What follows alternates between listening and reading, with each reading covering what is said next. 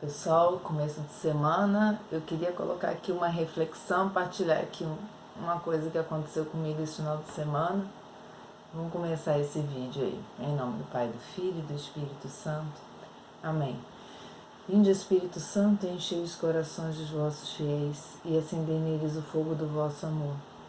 Enviai o vosso Espírito e tudo será criado e renovareis a face da terra. Oremos. Deus, que instruísse os corações dos vossos fiéis, com a luz do Espírito Santo, fazei que apreciemos retamente todas as coisas segundo o mesmo Espírito e gozemos sempre da sua consolação por Cristo nosso Senhor. Amém. Em nome do Pai, do Filho e do Espírito Santo. Amém. O nome desse vídeo é Jesus te espera. Por que eu quis colocar esse nome e quero fazer uma reflexão sobre isso? Porque eu cuido aqui de uma página de Facebook de uma paróquia aqui de Resende. E ontem eu nem sabia que a mensagem era para mim, mas era. Eu tinha, entre minhas fotos, às vezes eu gosto de colocar uma frase em foto, né? E eu tinha uma foto de Jesus com a hóstia na mão. E aí eu falei assim, eu quero colocar essa foto, mas a frase fala, a imagem fala por cima, não preciso falar nada, eu só vou colocar a imagem de Jesus segurando a hóstia, te esperando. É domingo, né? Domingo, dia de missa, dia de preceito, né? Dia da comunhão. E eu coloquei e me deu vontade de colocar assim, Jesus te espera, ponto de exclamação. E tá lá.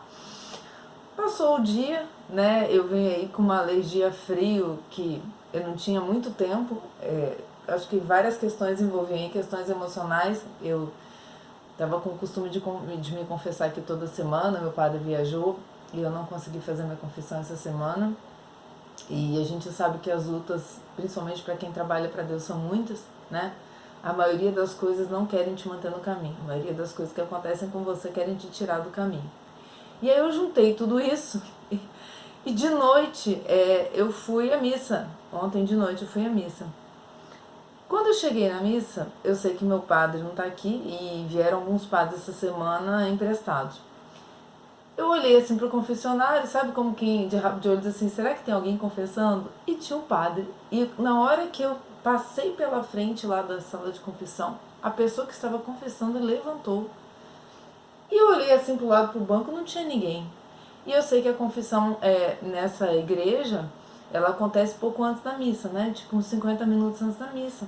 E já estava com quase 5 minutos para começar a missa. Não, 15 minutos para começar a missa, ou seja, tinha só mais 5 minutos de confissão. E eu olhei assim pro banco, não vi que não tinha ninguém. Eu falei, Jesus está me esperando. Eu larguei minhas coisas e fui pro confessionário e me confessei. E eu falei assim, como Jesus quando Ele quer a gente, quando Ele sabe que a gente quer Ele de todo o coração, como Ele nos busca, como Ele não deixa que a gente fique angustiado com nada, né? Como Ele diz assim, não, vem, tô aqui, eu faço por onde, no final até agradecer o padre, falei, olha, obrigado pelo senhor estar aqui, o senhor estava me esperando. Então eu quis compartilhar isso com vocês, porque muitas vezes, na nossa vida, duas coisas acontecem, a gente achar que a mensagem que a gente está passando por alguém não é exatamente pra gente, e muitas vezes ela tem que atingir você primeiro para depois atingir os outros, né? Você tem que se encher para poder dar. Então essa mensagem que eu coloquei era para mim. Jesus me esperava, Jesus queria que eu voltasse para a comunhão, né? Pela confissão, pelo sacramento da confissão. E muitas vezes a gente não percebe que o mundo ele vai engolindo, né? Por mais que você saiba que você não vive com os valores do mundo, pelas práticas que existem no mundo, você acaba cedendo muitas vezes a coisas que não são práticas cristãs. E essas reflexões todas me levaram a fazer esse vídeo, porque hoje ainda acordei de novo para fazer a postagem de hoje na paróquia e me deparei com a seguinte... Olha só como é que as coisas acontecem em sequência. Quando Deus quer trabalhar na sua vida, meu irmão, você pode esquecer, Ele vai fazer de tudo, Ele vai mostrar todas as coisas que você tem que fazer. Ele não vai mostrar uma só, Ele vai mostrar todas. Aí eu peguei aqui, reflexão do dia, que veio com uma lembrança para mim, essas lembranças do Facebook de 2017, desse mesmo dia. Olha o que está escrito. Não tenham medo, diz Jesus 3 vezes aos seus missionários.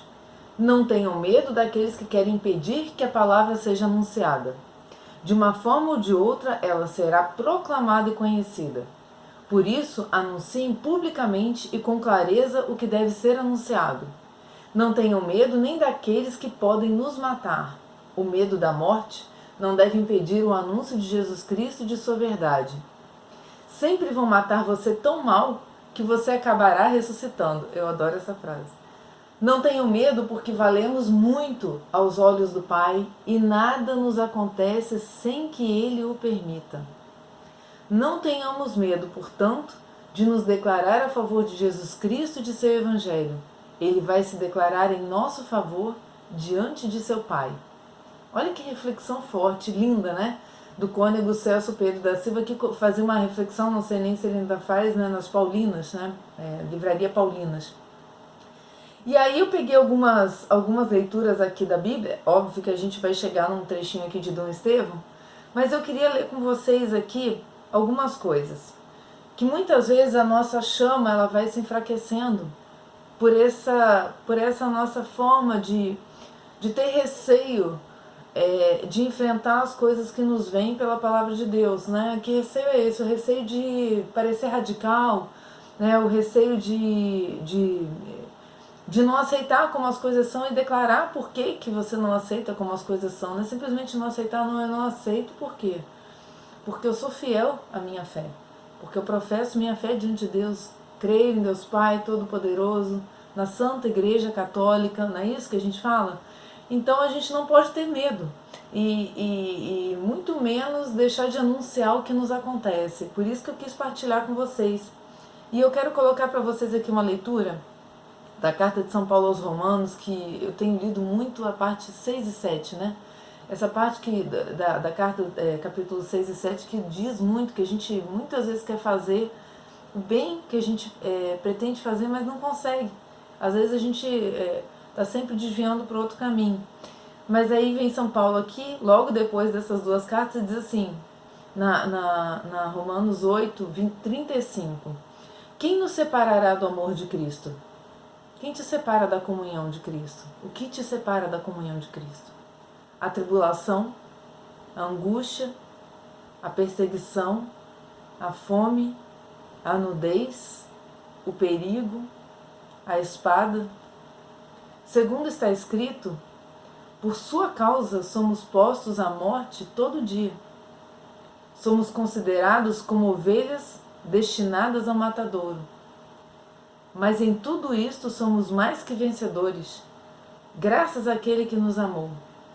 Pois estou convencido de que nem a morte, nem a vida, nem os anjos, nem os principados, nem o presente, nem o futuro, nem os poderes, nem a altura, nem a profundeza, nem qualquer outra criatura poderá nos separar do amor de Deus, manifestado em Cristo Jesus, nosso Senhor. Isso porque realmente Paulo era perseguido. Afinal foi martirizado, teve a cabeça decepada, né? Não sem antes ter ficado preso e ter escrito todas essas cartas para nós, de dentro da prisão, muitas vezes. Então, de que a gente tem medo? Mais uma vez, fica a pergunta. Nem a morte te separa do amor de Deus. Então a gente não tem que ter medo, a gente tem que ter fé. E tem que reavivar nossa fé e proclamar nossa fé para que outros entendam que liberdade é essa de quem não tem medo de ficar preso a nada, nem a uma criatura, nem a uma situação. Porque Deus é que te espera, Deus é que te chama. Deus é que te mostra o caminho que você tem que seguir. Por quê? Porque o caminho de Deus, ele produz a paz, né? O fruto do amor é a paz. Então, aí eu peguei também essa carta de Coríntios, que estava nessa folhinha aqui, essa folhinha bem aqui em cima do meu dedo, e fala da loucura, do amor que nós temos por Deus, né? Que o mundo nos vê como loucos, entre aspas. Por quê? Porque ao invés de abraçar os valores que o mundo tem, os prazeres, né? As vaidades, o orgulho, né? Não se dobrar diante de Deus e da vontade de Deus na nossa vida, a gente se entrega ao quê? A gente abraça a cruz. A gente quer viver com Cristo, a gente quer viver, morrer, né, para a vida em Cristo, para nascer com Cristo na outra vida. Isso óbvio que não é nem um pouco sádico, né? nem masoquista, mas é a maneira como a gente tem de encarar os nossos sofrimentos. Não é buscar os sofrimentos, é a maneira que a gente tem de encarar os nossos sofrimentos e todas as outras decisões que a gente vai ter na nossa vida. Então é colocar Deus como centro da nossa vida e a partir dele, sim, aí tomando todas as outras decisões que vão acontecendo. E aí, por que ele diz da loucura, né? São Paulo vai dizer na primeira carta aos Coríntios 1:22. Os judeus pedem sinais e os gregos andam em busca de sabedoria, né? Na época, Sêneca, né? E outros que são contemporâneos de São Paulo. Nós, porém, anunciamos Cristo crucificado, que para os judeus é escândalo. Por quê? Porque eles esperavam um rei que viesse glorioso, majestoso, né? E viesse imperar sobre toda a terra. Eles esperam ainda. Para os gentios é loucura, porque são descrentes, porque estão afastados da fé, né? São os que sequer não conseguem enxergar nem a Deus, né? Então é loucura, né? Você professar a fé num homem crucificado. Mas para aqueles que são chamados, tanto judeus como gregos, todos nós somos chamados, é Cristo, poder de Deus e sabedoria de Deus. Cristo não é um homem crucificado e morto. Cristo é a expressão do poder de Deus sobre a terra e sobre a nossa vida. E sabedoria de Deus, ou seja, Cristo é o verbo encarnado. Tudo que Cristo falou provém de Deus, é sabedoria de Deus. Pois o que é loucura de Deus, que seria essa loucura, esse rei crucificado, é mais sábio do que os homens, ou seja, a sabedoria dos homens jamais vai superar a sabedoria de Deus. E o que é fraqueza de Deus é mais forte do que os homens. Por quê? Porque essa fraqueza de Deus, ele se fazer homem, carne e osso, sofrer tudo que nós sofremos, exceto pelo pecado, e ser martirizado, morto, é o que? É mais forte do que os homens. Por quê? Porque ele ressurge, porque ele vive, porque ele não está morto, porque com isso, de uma vez por todas, ele nos resgata dos nossos pecados. Vede, pois, quem sois, irmãos, vós que recebestes o chamado de Deus. Não há entre vós muitos sábios segundo a carne, nem muitos poderosos, nem muitos de família prestigiosa. Mas o que é loucura no mundo, Deus o escolheu para confundir os sábios. E o que é fraqueza no mundo, Deus o escolheu para confundir o que é forte. E o que no mundo é vil e desprezado, o que não é, Deus escolheu para reduzir a nada o que é, a fim de que nenhuma criatura se possa vangloriar diante de Deus. Ora, é por ele que vós sois, em Jesus Cristo, que se tornou para nós sabedoria proveniente de Deus, justiça, santificação e redenção, a fim de que, como diz a Escritura, aquele que se gloria no Senhor, né? Aquele que se glorie no Senhor. Porque você, meu irmão, você não é nada. Mas você tem a tendência a achar que o que Deus te oferece é loucura. Você tem tendência a achar que você, tendo tudo o que o mundo pede que você tenha para ser considerado alguém, aqui ele diz o que não é. Deus escolheu para reduzir a nada o que é. O que faz de você ser importante para o mundo, né? O que o mundo é vil e desprezado, Deus colocou para que você esqueça, ponha isso de lado e encontre a sua glória em Cristo, né? É por Ele que vós sois, em Cristo Jesus, que se tornou para nós sabedoria proveniente de Deus. Então, se você não entregar a tua vida para Deus, se você não se gloriar em Cristo, você vai se gloriar no mundo. E quando esse mundo passar, e quando sua vida passar, a sua glória passou. É em Cristo que tua vida está escondida, né? E eu quero terminar essa reflexão com a palavra de Dom Estevam Bittencourt. Deixa eu ver o número dessa revista, 484, de outubro de 2002. E diz assim, na segunda carta aos Timóteos, São Paulo escreve ao jovem discípulo Timóteo que talvez se sentisse acabrunhado pelas intempéries do pastoreio da comunidade de Éfeso. Né? Todo o apostolado tem seus contratempos. Né? Toda pessoa que sai em missão, que vai em missão, ela encontra os obstáculos. Isso é normal, porque simplesmente por isso tudo que a gente falou, que nós não pertencemos ao mundo, não temos os valores do mundo e muitas vezes não somos aceitos pelo que o mundo faz. Ora, aí eu vou pular um pouquinho. Cada cristão, e não somente Timóteo, pode ser tido como um braseiro. Com o tempo, as brasas, a princípio lúcidas e irradiantes, vão se cobrindo de cinzas ou vão esmorecendo e se cansando, vistas as inclemências da vocação cristã de ser luz do mundo. Muitas vezes a gente acha que a nossa luz não ilumina ninguém, né? As inclemências, né? As coisas que a gente vai sofrendo e vai vendo que não encontram eco, mas não tem problema. É necessário, pois, periodicamente soprar sobre as cinzas para que se dissipem e permitem o surto da bela chama latente no coração dos fiéis. Porque essa chama não vem da gente. Se viesse da gente já estava apagada há muito tempo. Essa chama é a chama do Espírito. Reze sempre para que o Espírito todos os dias faça essa chama ser cada vez mais forte dentro de você. Faz-se mister sacudir a rotina e a assédio que tendem a apagar a brasa ou os dons do Espírito Santo, presentes em cada coração reto. O coração reto é o coração que vai em direção àquele caminho, verdade e vida que é Deus, que é Cristo, né? Com outras palavras, o apóstolo incita o leitor a viver em profundidade, evitando a superficialidade. É oportuno voltar regularmente às perguntas: de onde venho? Para onde vou? Qual o sentido da vida? É o vídeo anterior, né? Que nós fizemos aqui no canal. Mais ainda, é importante manter por toda a vida a têmpera forte e corajosa dos anos de juventude. Por quê? Porque a alma não tem idade, a alma não envelhece. Por mais que a ingrata experiência do cotidiano tenda a sufocar tais disposições, né? Por menos que você encontre eco, por menos que você encontre companheiro de jornada, por mais que você se sinta sozinho, mantenha sua têmpera forte e corajosa. Estas podem sim amadurecer, tornar-se mais adultas com o passar dos anos, mas jamais esmorecer. Vem muito a propósito as palavras do general MacArthur. Jovem é aquele que se admira, que se maravilha e pergunta como criança inaciável. Inaciável. E depois? E que desafia os acontecimentos se encontra alegria no jogo da vida. És tão jovem quanto a tua fé, tão velho quanto a tua descrença, tão jovem quanto a tua confiança em ti mesmo, tão velho quanto o teu desânimo.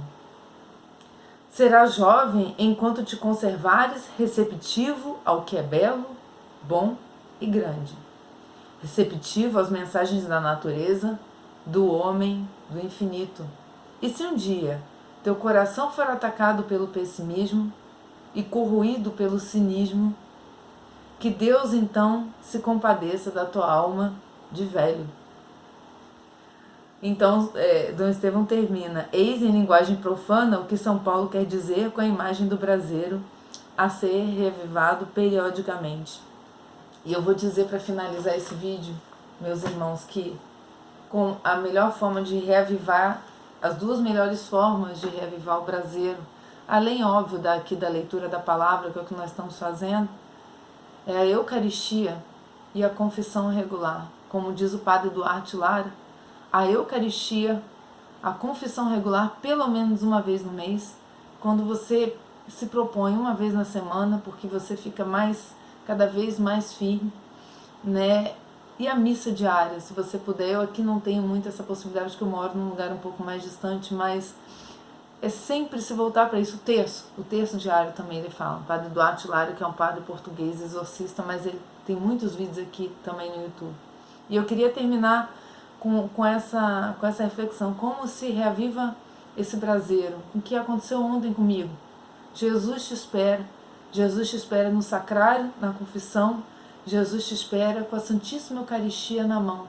Não despreze aquele único que pode te dar a vida e a única e mais pura alegria que você vai encontrar nesse mundo, que é Ele próprio, Deus na figura de sabedoria máxima do seu Filho, Cristo Jesus. Ontem eu não recebi, não foi um padre que me confessou, foi o próprio Cristo que estava ali.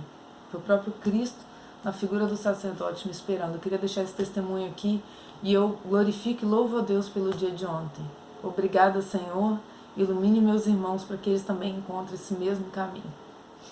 Um bom dia, uma ótima semana para vocês aí.